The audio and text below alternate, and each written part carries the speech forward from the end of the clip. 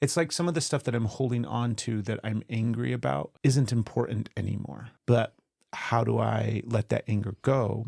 And for me, it's really going back and sitting with the parts of me that are actually angry. I'm at this place where I feel like I have enough emotional stability in my regular everyday life that I'm able to support the parts of me that aren't emotionally stable. And so when I go and find those parts, then I do a really good job of showing up and supporting those parts.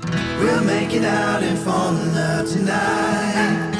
Good morning, Stephanie. Good morning, Craig. We woke up this morning. It's the day after the election that we're recording this episode. And we woke up to some not ideal news. We went to bed. That's the bigger part, right? Because we did not stay up. We went to bed and fell asleep, or at least one of us fell asleep. One of us did. Yeah. I didn't watch stuff on the election. That's not what was keeping me up. I was intentionally not. Yeah. But I could not sleep. Yeah. I could not sleep. So I only slept a couple hours. Yeah. You've been having a hard time sleeping lately, though. Yeah. Mm-hmm. So, yeah. Morning of results. Obviously, we all know what happened. We all know who won. And I don't think we're going to spend, I don't even know if we want to spend any time talking about it. Do we? It's pretty fresh for us. Pretty fresh. It's hard to navigate some of those emotions. Yeah. We have, we disagree. It's not that we disagree on anything. It's not like I just have different views on the future. Mm-hmm. And the state of the world and things like that. Yeah. And, but again, we don't have to get into it or talk about it at all. You have your views. I have mine, right? And I'm going to be in my feels for a minute. Yeah. Which is fine, obviously. Yeah. So we have to talk about something else. We then, do. If we're not going to talk about the election and we're not going to talk about the presidential, stuff, then we need to come up with something else to talk about. Yeah, well. I have an idea. Okay. What were you going to say? I don't know. You were going to say something? I was like, well, we started off talking about sleep. We could just take a nap. Come here, you got a little. Do I? Just a little thingy. Should I go to you? Yeah, there you go. Is it my eye? Is it my no sleep eye bag that you were trying to brush true. Away? I tried. They just poofed right back. No, I've been going through, because you're going through all sorts of stuff right now, which is obvious. I shouldn't say it's obvious. I can see it in your face. I can see it in your eyes. No, it's in conjunction with what you're going through and what you're healing and what you're processing. I'm right there along with you. Yeah. Supporting you along the way, but also having all sorts of different things for myself and different things that I've been encountering and feeling and processing and stuff that's been coming up for me a lot. And I want to share some of them. I would love that. I want to talk about some of them because some of them are really, really big deals. I'm excited from what you've been sharing so far, and I want to hear about more. They're all big deals. It's really cool things that you're working on. I had the big awareness the other day that, because this happened 2 days ago, I think, and I realized, because I was replaying the day in my head, and I was thinking about all the things that had kind of gone wrong and all the things that I had done wrong and all the things that I wanted to fix or change or do differently. And so it was kind of just a moment of self-reflection.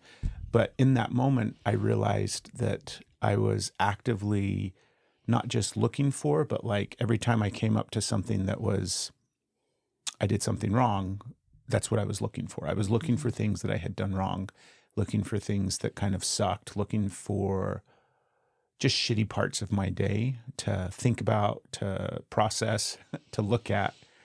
And in those moments, it dawned on me, I'm like, that's my default. I look for things that I've done wrong. And then I started going into that a little bit deeper and realized that that is a program that I've had for as long as I can remember. That basically the way that I move through the world and the way that I move through life is looking for ways that I have made mistakes, looking for things that I have done wrong so that I can fix them, so then I'm worthy, and so then I'm loved, and so then people actually care about me. Yeah.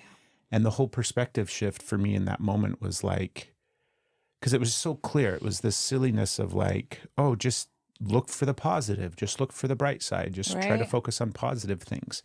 And we've heard that 1,001 times, right? Mm-hmm. That's not something that everybody is unaware of. But in practice, that's something that is challenging and hard for me, right? And we can definitely focus on positive things. I do a good job of highlighting positive things.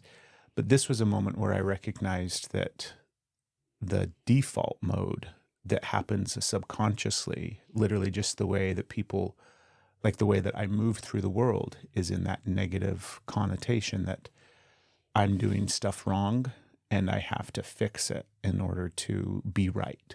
And not in the sense of like, I'm right and you're wrong, just worthy again, right? It just comes back to self-worth and love and whether or not I'm actually worthy enough for love, worthy enough to be accepted. So it was a big awareness for me in this moment.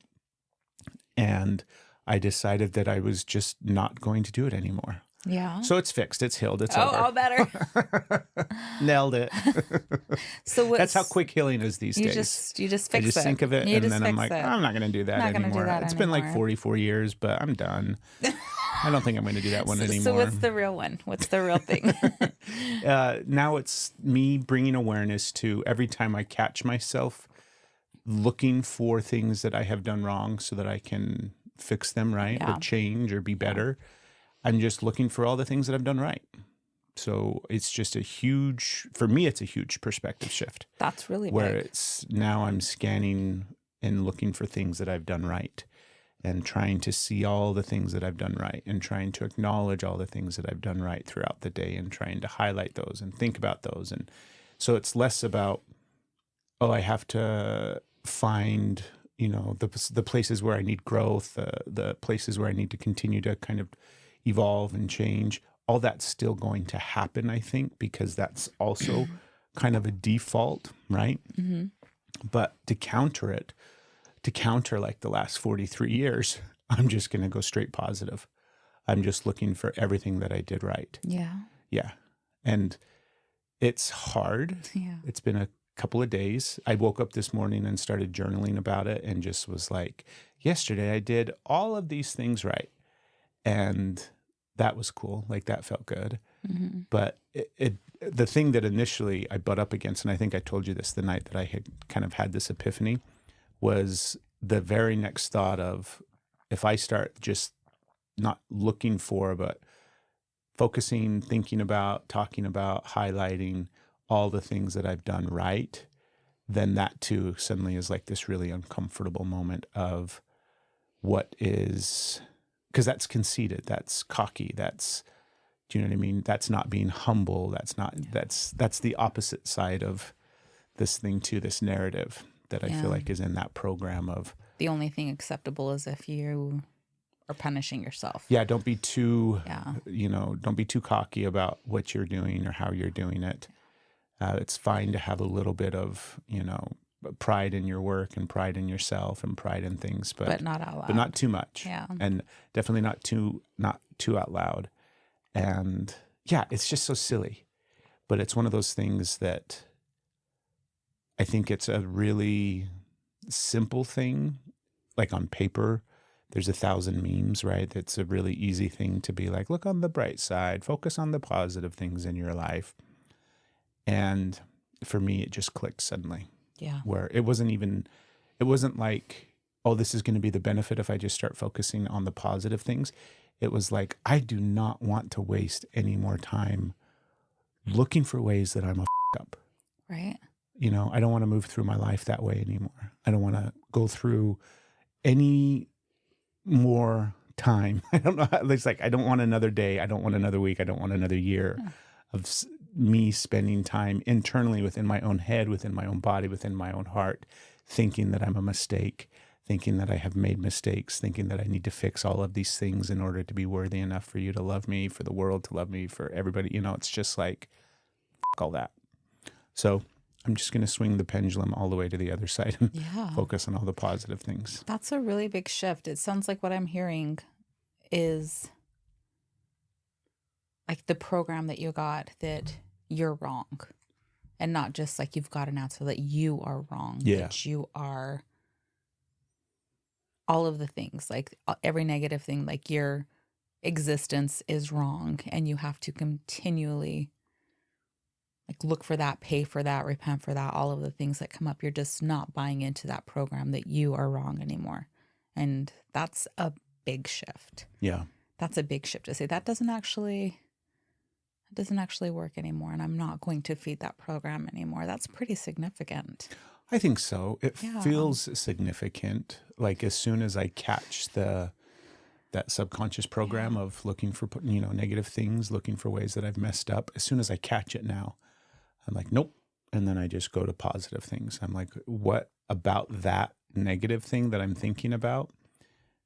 Not can I like spin and, gloss over and make into a positive, but just look at the positive sides of things. Just focus on those things and not worry about the negative sides. And I don't think it's going to turn into like, suddenly I'm no longer growing and evolving and changing and like suddenly all my shitty behaviors are coming. Like none of that's going to happen because... Who are you convincing right now? I know that. That's Who part are of the you narrative that I'm convincing? battling against in my head, right? Where there's a part of it that...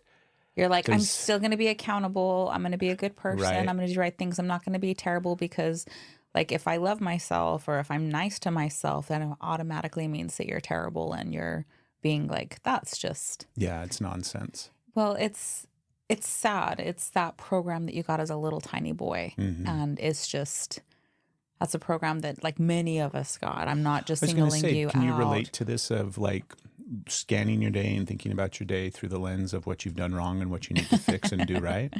Absolutely. Is that kind of how you move through lives too? I can give you two things with that. Okay. First of all, yes, like you're so relatable, relate to you so much. And also I'm encouraging you on this journey of like switching this up. I think it's really important that you give yourself that energy and time to look at what you're doing right and look at the things that are right about you. Because why not? Why would you not? Why would you? I guess it doesn't matter. Why not? I don't need to get into that. It's such a big deal. It's such a big deal. As soon as I said, why not? Then I know I could hear your brain like, I'll tell you why. That's why I was like, never mind. That's not the right thing to say in this moment.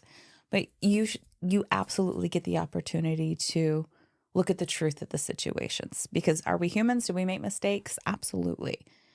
Are we garbage? No. So I really think you should continue to push that. And I want to help you push that. Thank you. And relatable. Yes, it's so relatable. My similar experience was working on the apologies. Sorry. Realizing that like my connection was my existence is wrong too. So like I'm apologizing for existing. I'm apologizing for being in the way and all the ways that I don't feel like I even deserve to exist a lot of times and having to work on that. So that's a big thing.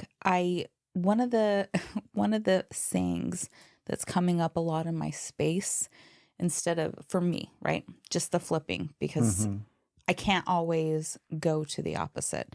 Sometimes I can. Sometimes I'm vibing really well and I hear this and I'm like, actually, here's the truth. But a lot of times it's just hitting a shame spiral that sometimes I have to ride. Get that part out. And then what am I making this mean? What am I making this mean? And that's the question that I've been asking myself a lot is what am I making this mean?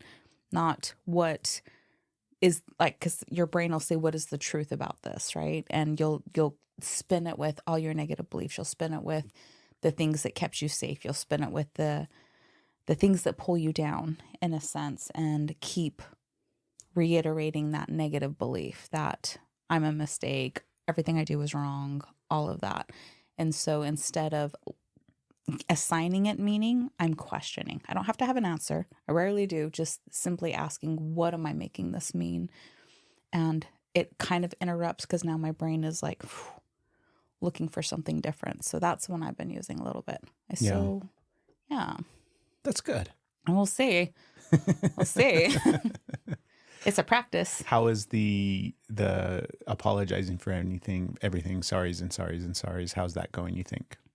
How does it feel? I was doing really well at it. And I don't think I'm doing so good at it anymore. I was like, that was a reference point of how, like, the noticing the feeling like your existence is wrong. And that was the same awareness that I had. So that was more of a reference point. And as far as how is it going, it's up and down. Yeah. Yeah, I did really well at it for a while, and then I didn't do so good at that. And now I have no idea. It's not even in my awareness right now. I don't know if I'm killing it or if I'm just like, just shoots and ladder in this, sliding all the way down. I don't know. Yeah. I don't know where I'm at right now with that. It's not on my radar. What have you noticed? Because you and I are going through this process of like, you're grieving and we're healing and we're trying to figure out how to do life still along the way of all of these things.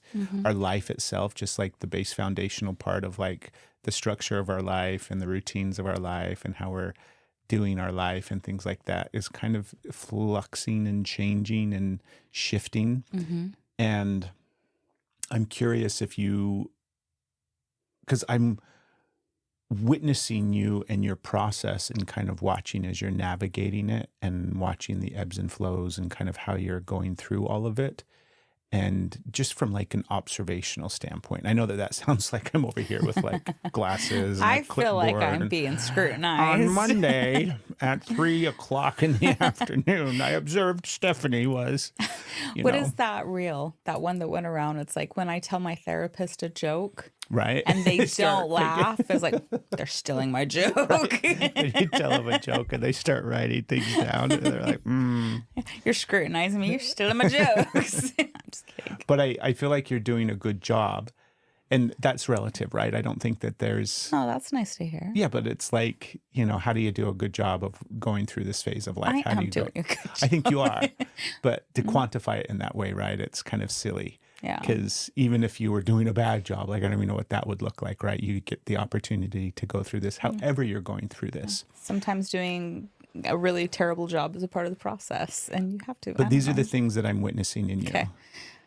It is like, even though you're struggling, even though you're having a difficult time processing emotion, feeling emotion, your physical body is breaking down in a sense, right? You're not sleeping well. You're having all of these issues with your physical body that come from what you're going through, right? It comes the from... building is on fire.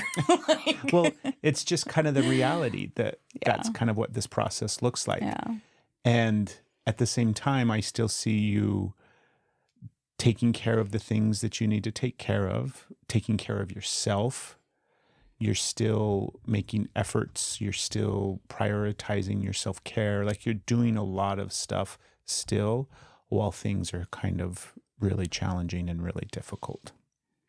And so I'm curious if you can feel that, or if it just feels like chaos right now. It feels like everything is just, a frozen nervous system at all times. It's kind of hard to tell right now. Yeah. It's kind of hard to tell. I think, like, if I zoom out, I don't know. Like, I know that I'm doing pretty great in some areas, but I can see, like, areas where I'm giving everything I have. Like, I'm giving it all. I'm like, here's what I have in my tank. And it's like turbo boost, here we are. Yeah. And it's just like, what is happening? Why did I say that? Why am I behaving like that? Why? Like, it's just like when I go to bring out my best, and it's just like, it's kind of, I'm trying. Yeah. What goes through my mind is, man, how bad would it be if I wasn't doing anything?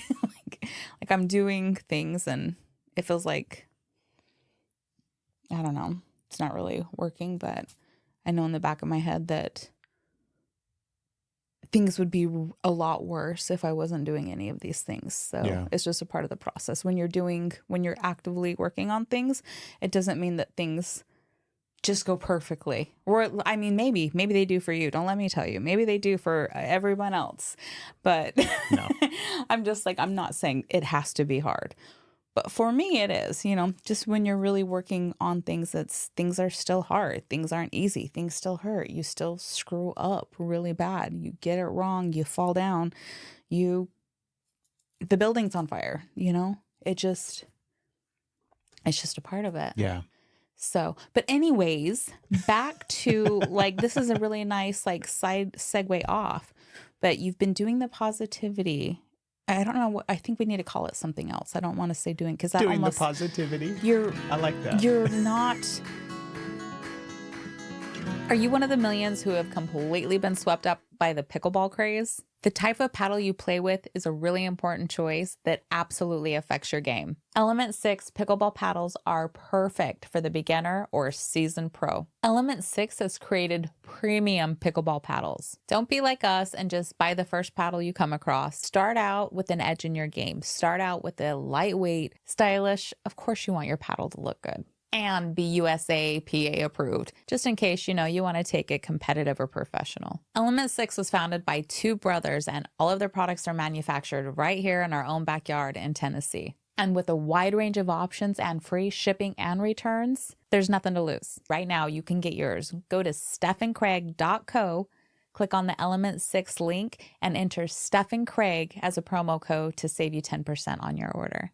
And as a bonus, Element 6 is also going to send you a free gift with every order. Get yours today, and we'll see you on the courts. Looking for the perfect gift for somebody you love? Try looking beyond material things and get them the most unique gift possible. An unforgettable custom song from Songfinch. Songfinch lets you create an original studio quality song inspired by your own life and the people that you love. It's completely unique, personal, and it lasts forever. Songfinch walks you through a simple 4-step process to create your original song. Just tell them who the song is for, provide them some personal details, and let them know the type of song you want. Then pick your favorite Songfinch artist or get matched with one, and they'll write it, record it, and produce your custom song in just 4 to 7 days. Go to stephandcraig.co, click on the Songfinch link, and enter promo code Steph and Craig for $20 off your custom song. Hey, everybody, you know how we're always talking about healing together on the podcast? Well, today's episode is brought to you by a new company that's going to help you do exactly that. They're called OurRitual. Whether you're looking to grow individually or as a couple, OurRitual offers up personalized pathways designed by their research experts and therapists, all with the focus to help you unlock a deeper connection with yourself as well as your partner. You get full access to not just the therapist, but video exercises and other tools that are going to help you on your path. All of that for far less than regular therapy. So if you're looking for a flexible and affordable way to level up your relationship, check out OurRitual. Their website is ourritual.com. ourritual.com. Head over to ourritual.com right now and take their quiz. This is going to help you personalize the experience so that you get the care and help that you need the most. OurRitual offers an alternative to traditional therapy and makes it more affordable, more accessible, and a much more engaging process through their user-friendly platform. Right now, listeners of the podcast can save 20% on their first month. Simply use the code StephandCraig20 at checkout. Again, that's StephandCraig20 and save 20%. Their website, one more time, is ourritual.com. You and your relationship are worth it. Like, criminalizing, that's not the word. You're not taking somebody else's narrative and making you garbage. You're allowing yourself these couple of days to not just being willing to look at what you're doing right, just being willing to say, oh, that doesn't feel good. I'm going to treat myself better than that. And I'm going to take an active step and start looking. You said this morning you journaled and were writing down some of the things. Mm-hmm. And I'm curious what you just that feels good, but would you mind sharing a little bit of what that, you don't have to share what you wrote. I was going to ask that and I'm like, that's invasive. What did you journal? But you said that felt good. What did, a little more detail. What did that feel like, having that acknowledgement? It felt forced. It felt awkward. It felt uncomfortable. It felt like I was trying to stretch to find things to write. Do you know what I mean? I think as I've sat with it and thought about it, the reality is I move through most days doing things, doing life, living, most of my days are filled with success. I usually am good at what I do. I succeed at what I try. Do you know what I mean? Most of my days aren't filled with failure. Most of my days aren't filled with things that I've done wrong. The majority of the time, things go pretty smoothly and I do things pretty good, well. Mm-hmm. So it's funny because it feels strange to sit and just be today I did this, it's awkward. Yes. But at the same time, I can feel how it is helping, even though it's only been a couple of days, because the shift is so significant from, literally I would wake up in the morning and journal negative things. I would be like, I'm working on this. I'm so frustrated about that. I'm constantly stuck in this pattern, like all of these negative things that I'm trying to navigate and go through. And instead it's just like, I did this well. I did that well.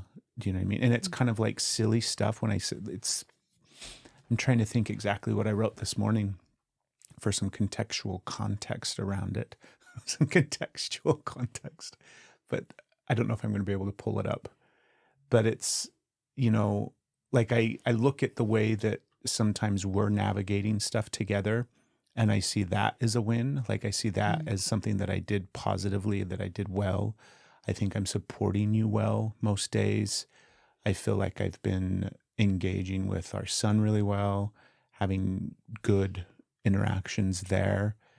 And that, like those two areas alone, just how I engage in relationship with the people that I love, typically is a focal point for negativity. It's typically a focal point where I'm like, I'm failing, I'm messing this up, I'm not doing a good job. And instead, I'm just looking at, I am actually doing a really good job in these spaces. Yeah, you are. And I'm not stressing about, some of the things, kind of like the cursory around the edges of these relationships, meaning like you and me and our son. And it's all my relationships.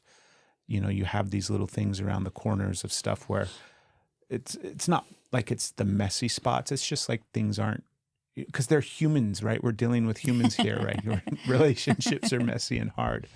And instead of focusing on all of those areas or focusing on the ways that I'm failing to show up or the ways that I have messed those things up in the past, I'm just seeing all the positive things. So it feels good, but it doesn't feel natural yet. It doesn't feel comfortable. It still feels forced. It still feels like, don't forget. It's like I'm walking out the door and they're like, don't forget, be positive today. And I'm like, yep, I got to be positive today. And it like, I can hear this counter argument going on inside of my head all along the way with this thing where it's like I'm constantly be positive today, and then be like, no, you don't, be fucking positive. Like, don't be too positive. Nobody, just head in the sand. Like sometimes the head in the sand in positivity, right? Yeah. Where you're just like, everything's fine, and the house is on fire. Right? Like it's not. Yeah. We need to look at something. We got to take care of some problems. So that narrative comes along for the ride as well. I've got all these different voices, all these different parts that are like, what about this? What about that? And I'm like, yeah, I hear all of you. I hear all of you. I see all of you. You get to fucking chirp off over there in the corner, but I'm choosing to just look at positive things. I'm choosing to just focus on the things that not only are going well in life, but like the things that I'm actually doing in life. So it's less about like, life is going pretty good right now, or because our life isn't going great right now. Do you know what I mean? It's not. What are you talking about? Everything's fine over here. Everything's fine. It's not like terrible. I mean, kind of. But, I don't know. But that's the perspective, right? Yeah. Because you zoom out a little bit and, it's not that big of a deal. Everything's fine. And then you zoom in and you say, oh my God, everything's horrible. What is that? Don't look too close. Right? You paint something. Don't look too close. Yeah. You get too close and then you start to see like, that damn. things are really, really difficult. I'm really struggling with not feeling super connected to you right now. Yeah. And I know that you are as well. Yeah. And that's just like the nature of it. Yeah. Do you know what I mean? I have to constantly remind myself, like, this will pass. It's okay. This is just part of the process that we're going through right now. But it is scary. Like, it's scary. Very hard. As codependent as we are, right? When we have periods of time where we don't feel super codependency together, it feels really scary.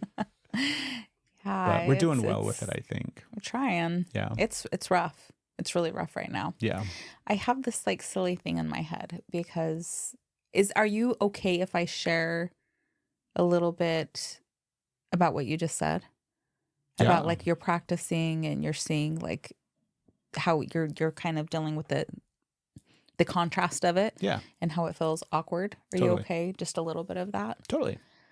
And it's just a little tiny thing. And if it works, great. If not, then Oh, you got an idea for I me? have an idea for you. I'm excited. But, I also recognize the way that your brain works and things that might make you start to, stem a little bit. And so Stem? Am I going to start stemming? you might, but it's just a thought, and it's just something that came to mind because and it's the way that I no longer try to do macro movements, right? I no longer, because I realize that's how very much I've been, is all or nothing, all or nothing, all or nothing. And so I've found a lot of, I'm not telling you to do a small, by the way. This is not what that is. I just realized how that was going to sound. You're thinking too big. No, you're not. Think big. Think big. Go positive. Do all the things. But I find micro shifts that I implement because I can do tiny changes. Mm-hmm. And then over time, those tiny changes, they kind of, we've talked about this a lot, the whole atomic habit thing that completely changed so much in me. It was just a little thing. I'm building it up. I think it's because I'm scared. I'm scared to project something onto you. And so I'm trying to explain it throughout. So I'm like, look, this is, and I don't care if you do it or not. I have no attachment to this. It was just the thought that came into my brain. While you're journaling, you are so practiced at the negative thoughts. You are so practiced at what's wrong about you. Mm-hmm. You've got a good counter. You still try to see the good. You still work towards the good. You dream big. You have big goals. And that is a really good strength that you have. Yeah. But you have,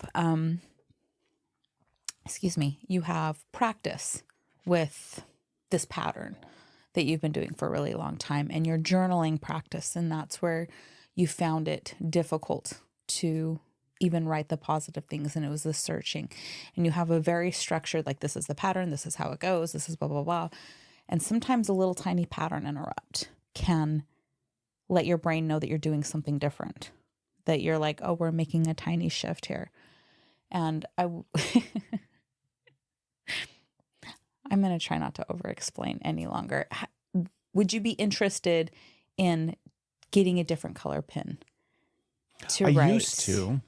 Do you remember back in the day, I used to have like 3 colors. I would use blue, green, red, and I think I had black too. Yeah. Yeah.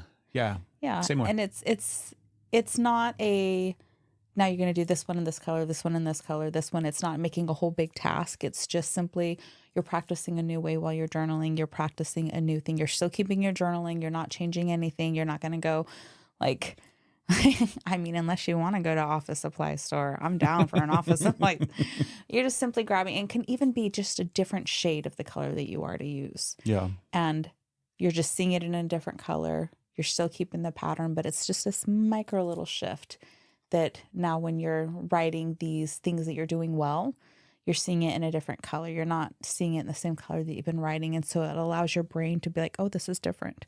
This is a new pattern. It helps build upon a new wavelength. I like that. You like that? Yeah, I do. I do like that a lot. Let's get you some pins, baby. Yeah. I'm thinking need one. I want a green one. You want a green? Yeah. Nice. But I have to find, because I'm like my neuroness and specificity around pens. Right. I'll have to find the right one, but you can find the same, hopefully the same pins. Just the exact same style and just in green. Make it green. Yeah. I think that's a good idea. Yeah. Yeah. Thank you for that. Thank you for listening to my TED Talk on the importance of shifting pen colors and the micro adjustments. I don't know why I couldn't get that out. That was so long. I wonder if we could eventually get to a spot where we are able to communicate things without pretense, without buildup, without caveats, without laying the groundwork, right? I'm working on that, but that might be a tall order for this lifetime. It's so hard, isn't it? There's a lot of trauma splaining that I'm still like, I don't know how to not trauma splain. That's a good word for it. I like that. I have a question for you about midlife crises. Yeah. Crises. The crises. Midlife crises. Okay. So you are in the latter parts of yours, right? What does that mean? Did you just call me old? No, I know. From the astrological perspective, but you got another dose. Oh, I thought I was done. And then it flared up again. And we're in it. Right. We are in it. Yes. And In Ooh, it to win it. I'm mad about that. I'm so mad. Like, this is like, I didn't know that was possible for I'm still mad about it. Okay, I don't want to talk about it. I'm in my feelings. Okay. Can That's you fine. give No, I just can. enough I'm okay. context for the people listening that what you're talking about in Okay. regards to your anger, in regards to something traveling over your house and Over my house. retrograding and coming back again? Okay. Just so context, just for context for what I'm going to say next. Let's see. Can I just give a small, let's see. How long did it take me to say, change Use a a pink different color color? pen. Let's do this. No, because something went over your house and then came back and then went over and then came back again, right? Kind of. Something like that. I mean, well, so for astrology, they time it with Uranus going halfway. So where you're born, you have the snapshot of the planets on your chart. So whoever you are, wherever you are when you're born, the planets were wherever they were at that time. And whether you believe in astrology or not, they were where they were. And if you believe in it, they say the planets have meaning, influence. I'm gonna go too big. Yeah, so we don't need the Uranus, explanation. they say when it's halfway, it's in opposition. So it started here on your chart, and then when you're about 42, 44 area, it is opposition. So it's halfway around your chart. Some planets go fast, like the sun will go around every year, and Uranus goes around 80 something. So that's usually the halfway mark idea. And sorry, that's also typically midlife crisis time. Yeah, that's what they refer to as that's like the midlife crisis time. That's when things are when shifting Uranus up. is in opposition. Because Uranus is it's a transformation, a transmutation. It really like comes in and shakes things up. It just adjusts, shifts, shake things up, things that you weren't quite. It's like you have choices. You always have choices, but like things will come around in your space. And have you learned that lesson yet? Have you learned that? It keeps repeating, but Uranus is more of a grab you by the shoulders and, if you haven't learned it kind of a thing. It just it changes things up just gently, and it sounds scary. And it can be. There's a lot of times that's why like a lot of divorces happen around there, a lot of like moves, careers. There's a lot of things that happen in that space in conjunction with the energy.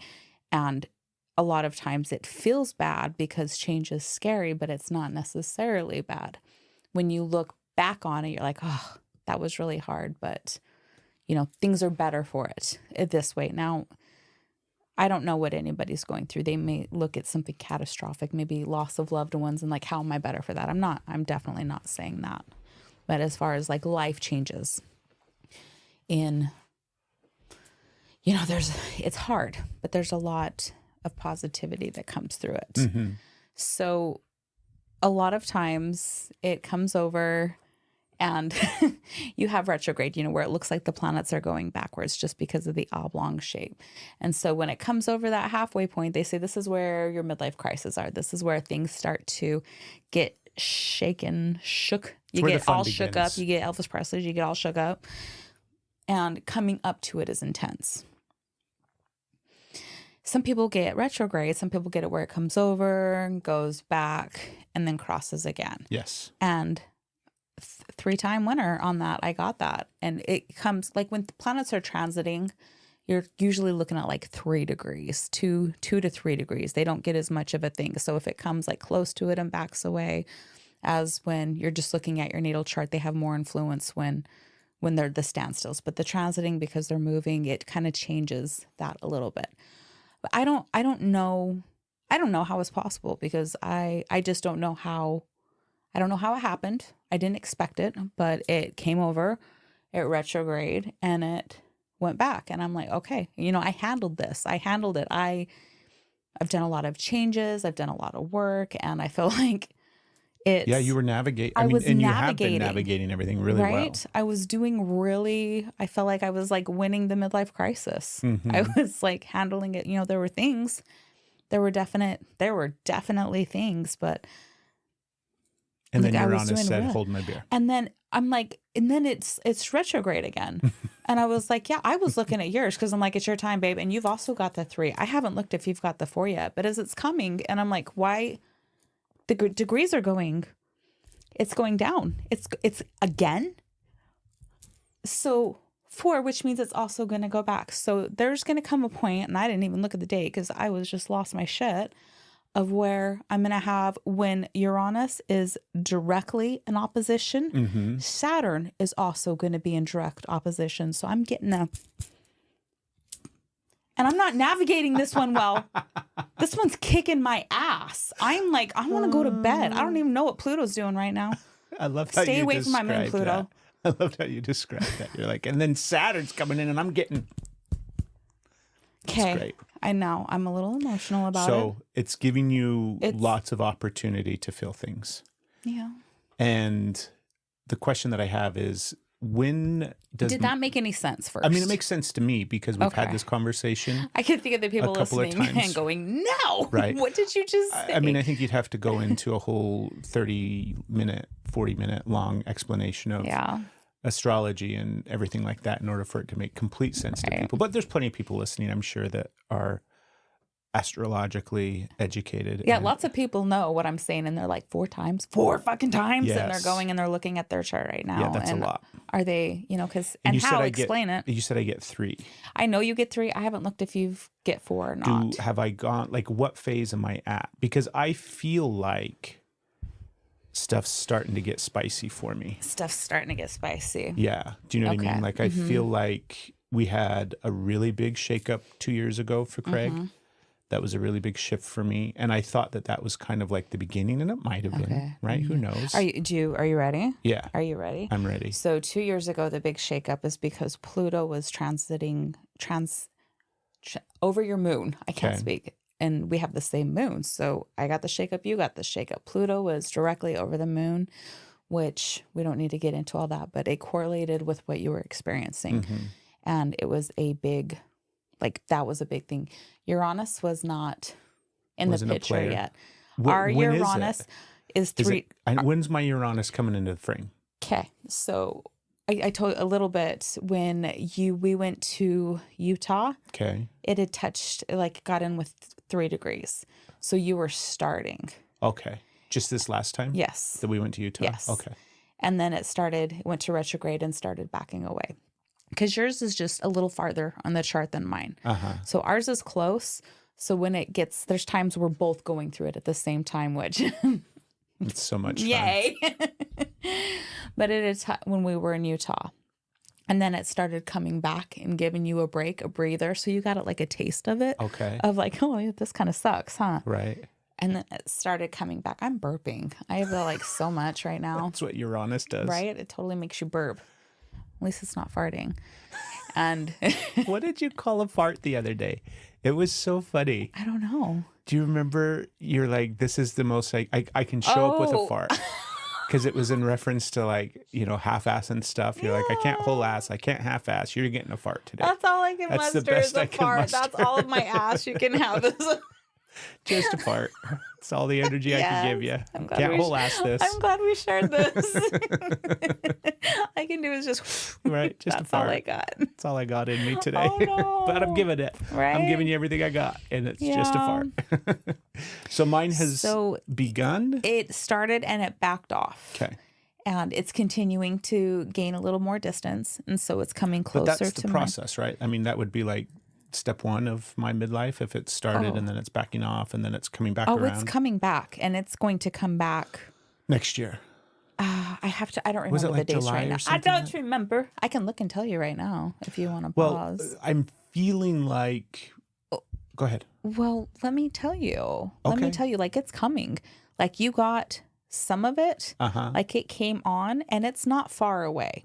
But it's far enough. It depends on where you do the degrees. It's far enough that I think you're feeling it.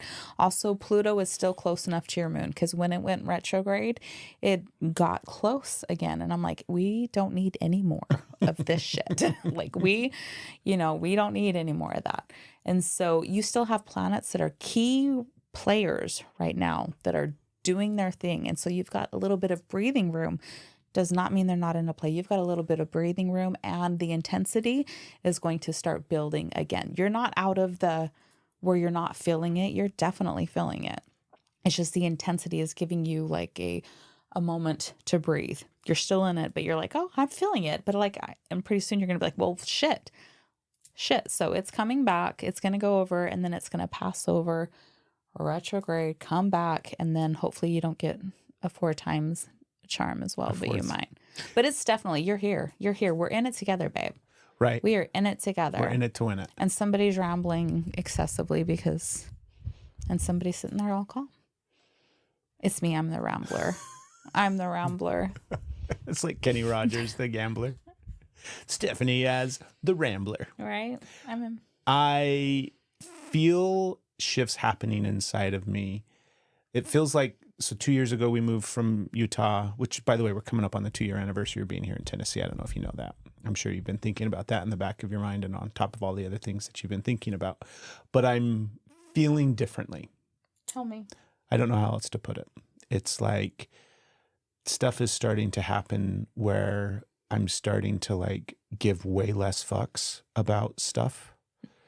I don't know if that's part of a midlife crisis, but I'm just like, I don't really care about a lot of things that I used to care about. And I'm focusing more on like what I actually care about and what I actually want and what I actually think versus worrying about what other people think, what other people want, how other people are going to see me and view me.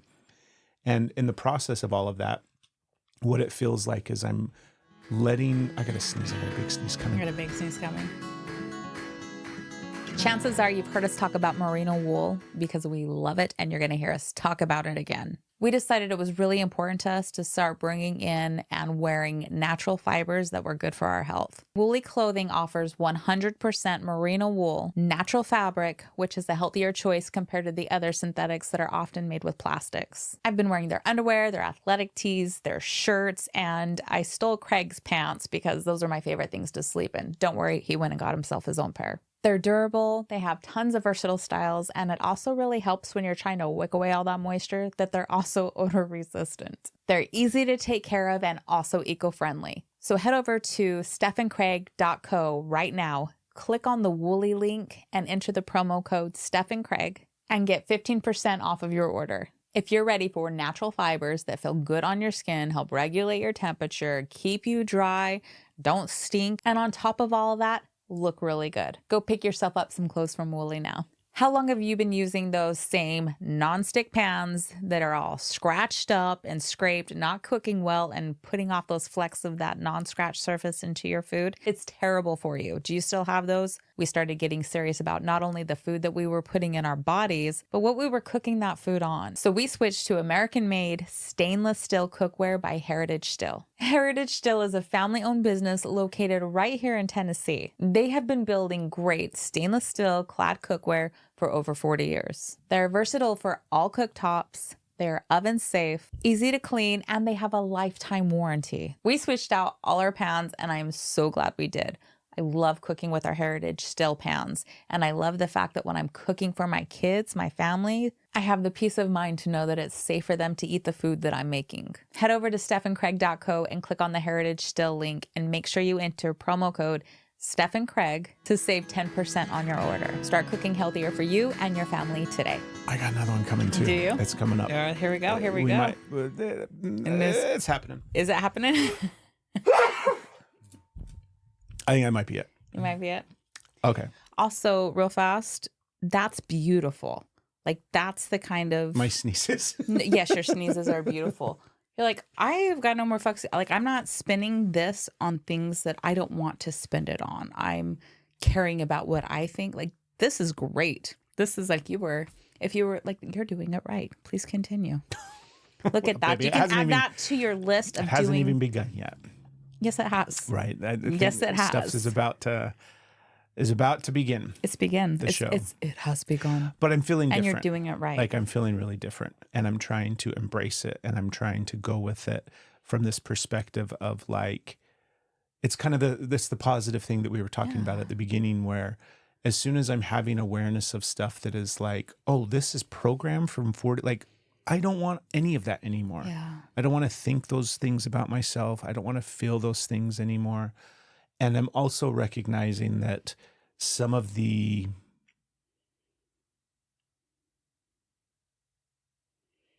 anger, like I still have a lot of anger inside of me.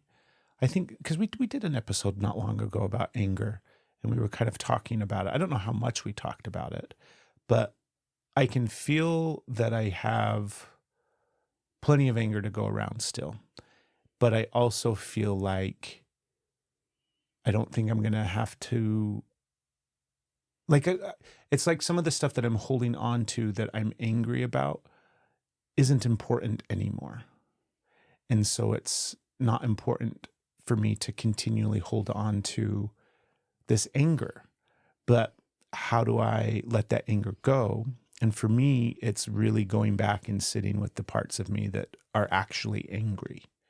And that's what I'm kind of trying to do now is I'm at this place, I guess, to sum all of this up in 15 minutes. I'm at this place where I feel like I have enough emotional stability in my regular everyday life that I'm able to support the parts of me that aren't emotionally stable. And so when I go and find those parts, then I do a really good job of showing up and supporting those parts. And there's been some things, we've had a handful of guests in the last couple of months that have come on the podcast. I love when we have guests because undoubtedly they drop nuggets that they don't even realize are nuggets for us, right? Because they're just sharing bits and pieces of their story and their wisdom and their insight and their path and what they're going on. And it's like, oh, that's huge for us or huge for me in the moment. And there was somebody, I don't remember which guest it was, but they were talking about, it might have been Natalie during the IFS conversation, but it was the awareness where if you're stuck in a part and that part is still like struggling, then there's not enough differentiation between that part and you, right? And I'm catching that so much quicker now, where I can really recognize when I'm in a moment of frustration, anger, pain, emotional turmoil, and I can see the rationality of it. Like I can see outside of the moment and be like, oh, this is just because of this program wound moment, right? But in reality, the truth of the situation, I can see that dynamic taking place. But what's happening is when that used to happen, there might be an internal dialogue that would be like, well, this is really about this other thing. But that angry part of me or that wounded or triggered part of me would be like, I don't fucking care. And then just like tune all of that out and still be stuck in it. And now what I'm able to do is recognize it, catch it, and then differentiate so that I can then support that part, right? So it's happened a couple of times in the last couple of weeks with us because we're struggling to connect because we're so fried all the time emotionally and nervous systems and tired and stress. And so we're in these activated states. Like our level of activation right now as a couple is pretty high, which means it's really hard to kind of be in space with each other because we're so buzzy all the time, right? And I will catch myself getting frustrated and upset with you.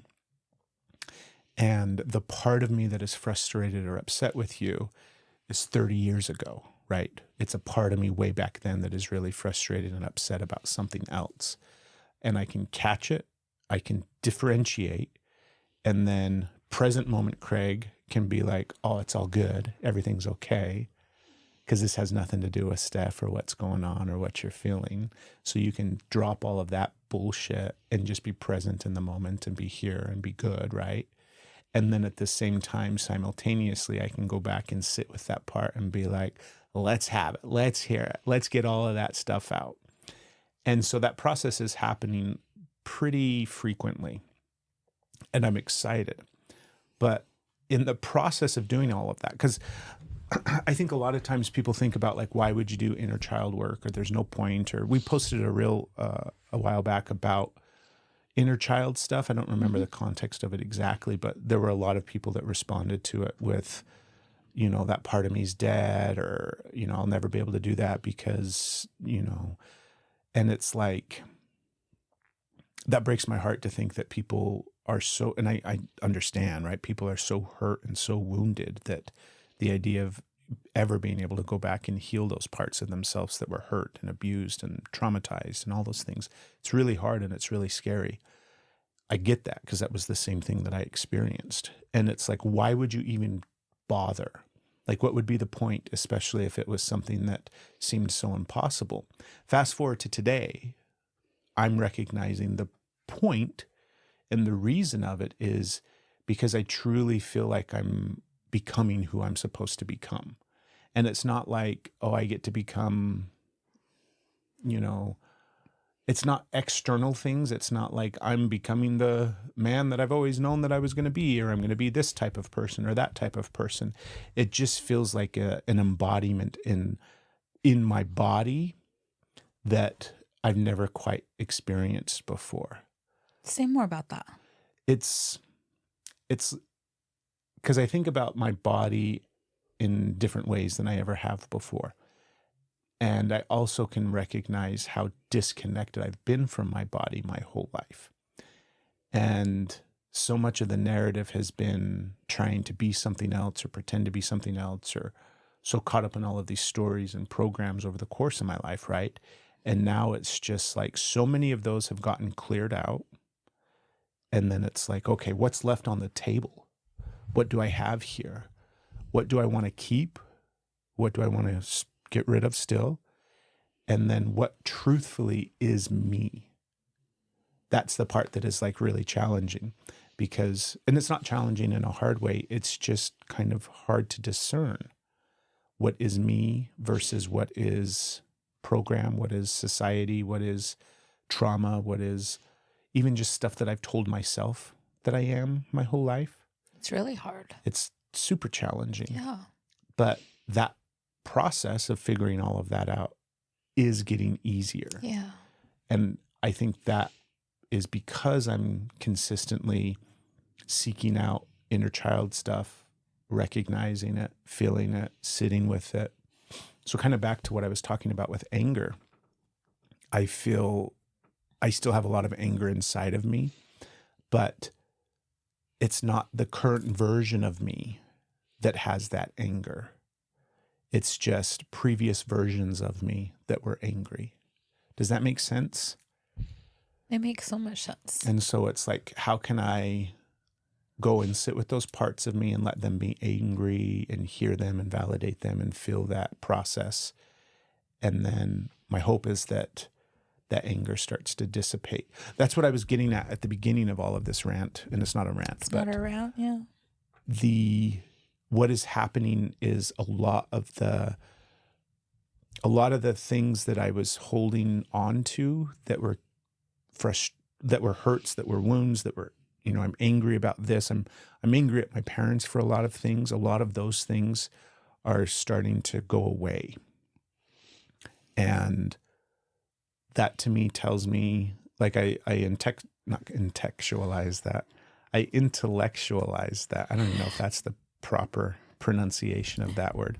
It would be so funny to go through the course of the podcast, like somebody make a reel of us saying words that don't make sense. All the words. Oh no. All the words that we along the way mess up. What's that one word that every time I try to say it, I can't say it? Can you remember it? What is it? Balance. No, I can say balance pretty good. I can't actually. I just said balance instead of bounce. But anyways, some of the resentments and anger that I have is fading. Yeah. And there's a part of me that is scared by that. There's a part of me that feels like I hear all of this stuff all of the time. One of the people that we really follow a lot and that we like is Patrick Teahan. He does a lot of really good work and puts out a lot of really good stuff, right? And I know that this is part of the healing process where eventually the things that, were so, like all the wrongs that you ever experienced, all those hurts, all those pains, all those traumas, all the abuse, all this stuff, eventually doesn't matter anymore. Like it's not to say it doesn't matter, but like it doesn't hold as much weight anymore. It doesn't carry as much baggage in your space. It's not the thing around your neck that you're trying to constantly move with. It just kind of fades away. And I can feel that process kind of start to happen a little bit. And I'm recognizing that there's a part of me that wants to hold on to it. Yeah. that wants to hold on to that pain and that anger and that frustration. And I'm like, wait a minute. I'm not done with that yet. And I'm like, what else do you need from it? You know, the part of me that feels like I'm not done with it yet also feels like a different part. Yeah. Like it feels probably some of those younger parts, because it's interesting to watch some of it start to drift off. And then I'm like, hold on a minute, bring it back. I'm not done processing this. I'm not done looking at it. I'm not done, you know, I didn't get all my anger out about this thing. I can't apologize, or I can't forgive until I've wrung everything out of it that I need wrung out of it in order to understand all of it. I think what it is there's a part of me that doesn't want to forgive because it feels like I would be abandoning me. Oh my God, fucking words. It feels like I would be abandoning the part that was hurt. Mm-hmm. And now it doesn't feel like that's happening anymore because I've got all of those parts. Yeah. So the part of me that was hurt is loved and supported by me present day. So I can start to forgive and let go of these things, even just in my own head and my own space, right? It has nothing to do with externalizing it and having to like forgive people in reality and in real life. I don't have to do that. And I thought for a long time that I would have to do that as part of the healing process. I don't fucking do any of that. I don't fucking care. You know, and it's not an indifference anymore. It's not like, fuck off, there's a wall there. I'm just like, it's not necessary for me. Mm-hmm. And I'm only concerned about me. Yeah. I'm only focused on me. I'm only concerned what is healthy for me, what is beneficial for me, what is helping me heal and feel better. I'm not concerned about what other people. And I don't mean that obviously from that shitty place of like I'm uncaring about other people, and obviously I care. But it's really interesting. And I bring it up because I recognize that I'm going through a midlife crisis, even if it's just from a astrological standpoint. And I recognize that I'm going to get more opportunity to practice some of these things and feel my way through some of these things. But I am excited about it on one hand. Like, I used to be afraid of your midlife crisis because I thought you were just going to leave me. Yeah. You know, I thought you were like, fuck this guy, I'm done with all of this nonsense. But I'm not afraid of that anymore. Even though we're on round 4 now, you're like, okay, well, we've made it through. I mean, if you want to bell in the fourth quarter, then See, this is yours coming through. You're like, sayonara. Like, go ahead. Are you worried about mine? Like when mine finally starts really kicking off and the show begins when it comes to Craig's midlife crisis, are you scared of what that's going to look like? I wasn't. I was like I was kind of excited to see the parts that you were going to stop carrying and the parts of you that you were going to step into you. And you've described that a lot. But now that we're 4th round and I don't know what's happened, like right now, nothing feels safe. Right. Right now, I'm just like, everything is all over the place. Right now. So I went from being like, oh, it's fine, you know, and then I was also kind of focused, you know, on what I was going through because definitely things came up. Yeah. There's lots that I've had to process. And there's also like, there's a part of me that feels like I couldn't really, maybe that's what I'm getting for is, and I don't know if it's, I don't even know. 4 is there. Part of me didn't really get to experience it because I had to manage so many other things. When you say experience it, what do you mean? Like really allow myself to like what it looks like for me before, you know, my opinion of it now is this like this breakthrough, this break open and shine. It's just like this part of where, like what you said, like, it's like a rebirth. I'm tired. I'm not of like playing by these set of rules, these things that are for other people and not for myself. Like it is this experience of where you stop being what everybody else needs you to be and you start being you. And sometimes it looks like people getting removed from your space that you didn't have the energy to do, which is like why divorces are such, and I'm not saying that you read that however you want. I don't want to explain it any further than that. But sometimes that's what it looks like. And that's what people fear over. Sometimes it's people like getting that midlife sense. And it's like, I'm terrified, so I'm going to hang on to my youth. I'm going to hang on to all of these things. And like, don't worry, Chiron's coming around. You're going to get an opportunity to look at, there's so many different ways. But I look at it as this like becoming, this unwinding and this becoming of everything that you've always been. You just cloud it over. And now I'm also feeling a little like, well, shit. It's hard. So my opinion has shifted a little bit, and that's just because I'm in a space. So I have not been worried about yours. I've been excited for yours. And like, I don't know. I kind of feel like hamburger meat right now. Like everything is just funky. Yeah. I'm raw. I'm emotional. I'm reactive. So right now I'm a little scared. We're also not connected right now. Yeah. So that feeds into it. Like I don't feel like I can get in my body enough to connect with you. And I don't know that, like, there's the part of me that projects and like, well, you're not connected to me either. I don't know. I don't know if you're over here. Like, I feel you. Where are you? Or like you can, I don't know. In my brain, neither of us are connecting. I feel it doesn't, I don't know. So to bring it back around, I guess it depends on the day if I'm worried about it or not. I always end up with, I want what's best for you. And I'm nervous. I'm a little nervous, but I'm nervous today. Tomorrow I'll probably be excited for you again because I know that magic happens. I don't know about the fourth time. Do you feel like you're coming, or do you feel like you're becoming? Do you feel like this rebirth process is happening for yourself right now? Or I know it's hard because it's messy right now. Yeah. If you zoom out a little bit, does it kind of feel like it, or is it too hard to zoom out at this moment? That's kind of like what I was like. I feel like there's part of me that didn't quite get that. Like it started to, like I had these things coming up, and I don't know, but it felt like everything else took over. Yeah. And I was just like, yeah, I'll just go ahead and table that. And the universe is like, guess what? This one's going to be a little harder for you now because you tabled your shit. So maybe that's why right now it's just too hard. But like, I felt like I had to be quiet with it. I had to like, shh, don't be too loud. I think it might be time to be loud. Well, we'll see, huh? You just saw me throw a fit on the podcast trying to describe planet transitions and did not go over well. So there's a little loud. I'm too really emotional. Excited to continually observe and watch and witness you becoming. I hope you keep sharing yours with me. I do.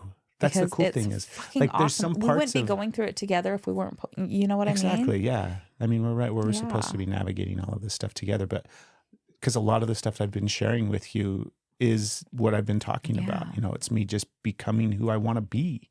And it's not even like who I want to, some of it is who I want to be. And some of it is just the realization of, oh, I've always fucking been this. Yes. And that's the part that I was saying earlier where it feels like this, like I'm in my body finally, where it's like, oh, this is who I've always been. Right? This is who what I've always felt like. And it feels good to, like, there's times, babe, where I can remember being a kid and being really present with whatever I was doing and full of joy, just full of like optimism and hope and just in a really good kid space of whatever was going on.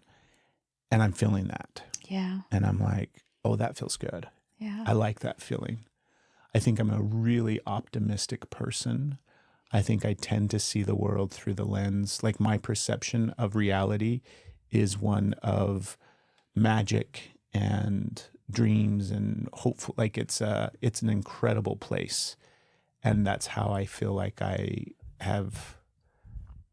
it's not how I've always seen it. Yeah. But that's how my default is.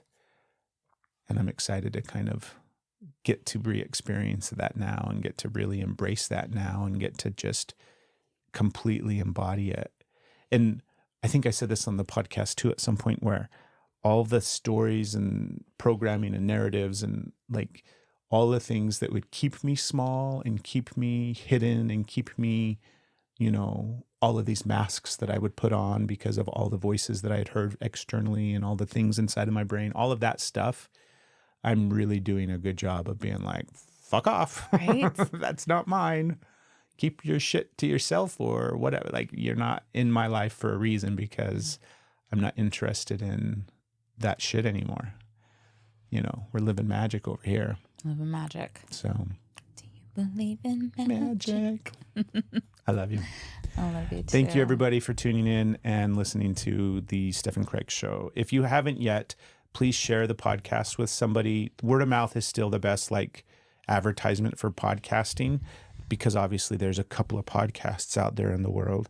And if you enjoy ours, we would really appreciate it if you would tell somebody about it and send an episode to a best friend, family member, or partner even. And on top of all of those things, if you're a really big fan, then it would be super awesome if you go to whatever platform you're listening to and leave us a review and subscribe and rate and all of those things as well. And last but not least, there's a bunch of sponsors for this podcast. And if you like the show and you want to support the show, that's an easy way to do it. Go check out some of our sponsors. If you go to our website, stephandcraig.co, all of them are listed there. There's promo codes. You get to save a bunch of money on different things like these shirts. We love our woolly outfits, our woolly clothes, pans. There's all sorts of different stuff. So yeah, pickleball. Go get yourself a pickleball. I'm finally playing pickleball again. You are. I'm so excited. You are. I'm excited for when you get back out on the court too, baby. I'll get there. Right. Yeah. But I'm finally back out there. The calves are healed up enough that Craig can go dink around and hit some paddles, hit some balls. Hit some balls. Hit some balls with the paddles. It feels really good though. So expect the best. Plan for the greatest. We'll see y'all soon. We got a wild ride. Wait and see, you and me. We were meant to be. We want to make something perfectly clear. This podcast is intended for entertainment and educational purposes only. It is not intended to be used as a substitute for professional advice. We're sharing with you our own personal experiences and insights, things we have found to be helpful on our healing journey. But we are not licensed therapists. If you need help, it's important to seek out a qualified professional. Remember, we believe that we all do better when we heal together. See you soon.